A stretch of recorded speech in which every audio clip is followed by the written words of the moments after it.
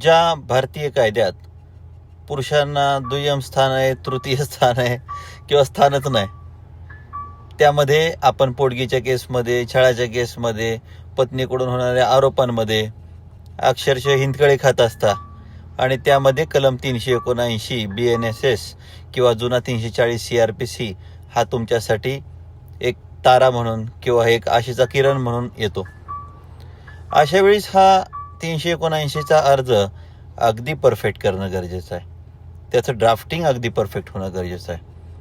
त्याबद्दल मी अनेक वेळा सांगितलेलं आहे की आपण मान्य न्यायालयाला हे पटवून देणं गरजेचं आहे. त्या छोट्या अर्जातून तो 10 पाने करायचा असं नव्हे. त्या 2-3 पानाच्या त्या अर्जामधून आपण मान्य न्यायालयाला पटवून देणं आवश्यक आहे की माझी पत्नी हे खोटं बोलली आहे, ती स्वतःचा फायदा करून घेण्यासाठी खोटं बोलली. त्याच वेळेस ते कलम अट्रॅक्ट होईल, त्याच वेळेस तो कलम तिच्यावर लागला जाईल. त्यामुळे या कलमाबाबत अर्ज करताना काळजी घ्यावी.